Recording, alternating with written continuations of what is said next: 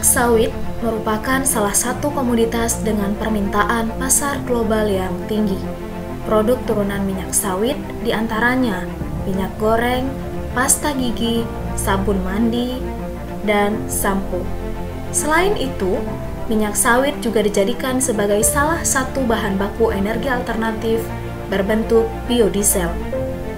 Data Badan Pusat Statistik tahun 2017 mencatat, jumlah perkebunan kelapa sawit di Indonesia mencapai 1.779 izin.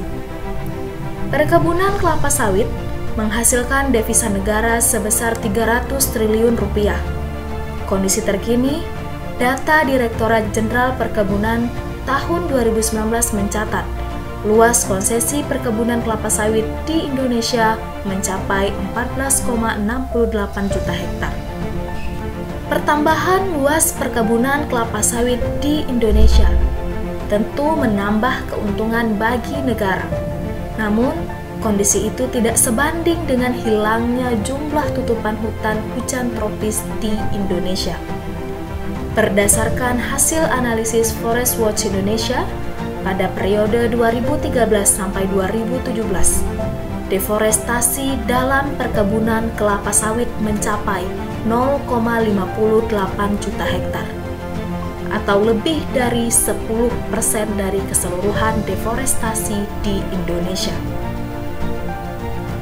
Tak hanya deforestasi, konsesi perkebunan kelapa sawit juga menghilangkan ruang hidup masyarakat adat, termasuk masyarakat yang hidup di dalam dan sekitar hutan. Banyak narasi mengatakan, perkebunan kelapa sawit yang berbekal surat sakti dari pemerintah mengabaikan keberadaan hutan, satwa, bahkan manusia.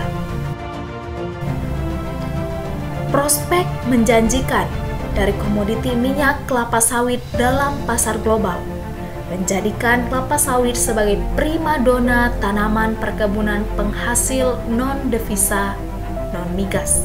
Demi sang primadona, pemerintah gencar mendorong perkembangan areal perkebunan kelapa sawit yang tersebar di berbagai wilayah di Indonesia.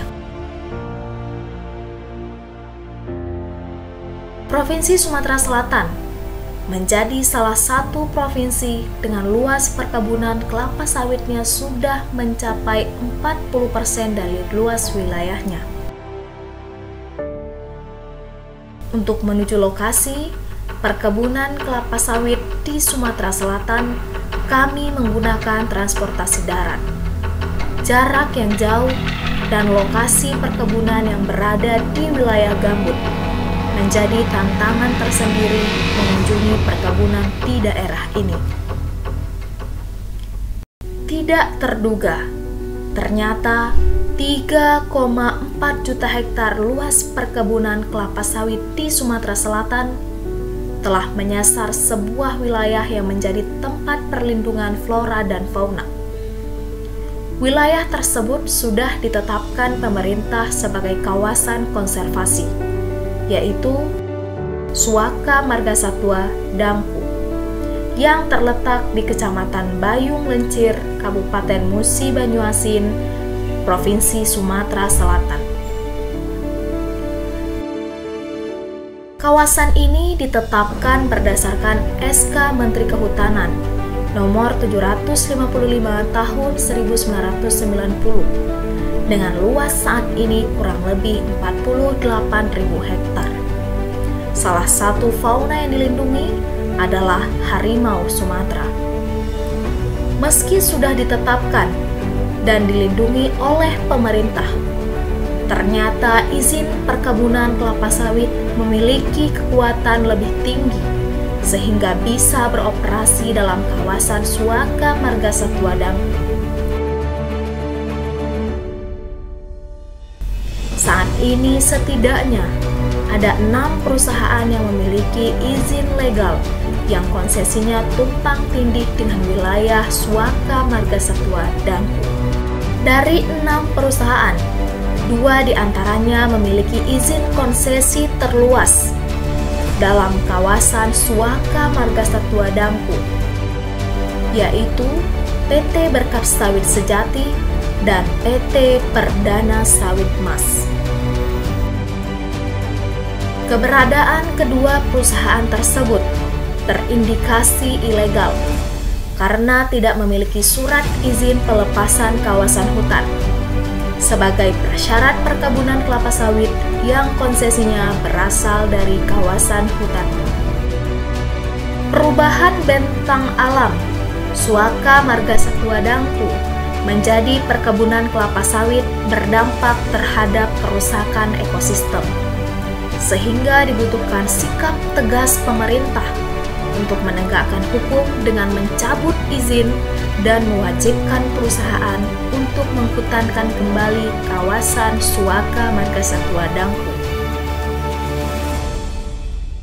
Berdasarkan analisis Spatial Forest Watch Indonesia tahun 2019, tercatat seluas 5,6 juta hektar perkebunan kelapa sawit berada dalam kawasan hutan. Lalu, apakah mereka semua telah mengerjakan prosedurnya secara benar, atau justru melanggar aturan yang seharusnya dijalankan?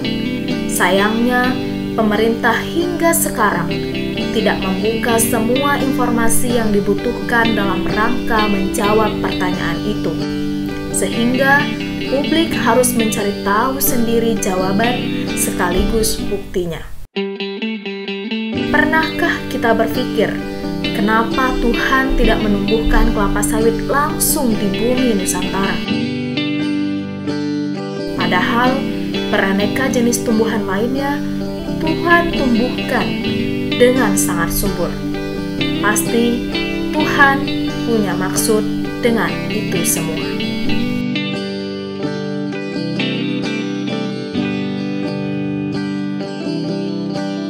Pernahkah kau melihat sungai berliku, bukit berbaris, hutan terbentang? Pernahkah kau mendengar satwa bernyanyi di gelap malam bertabur bintang?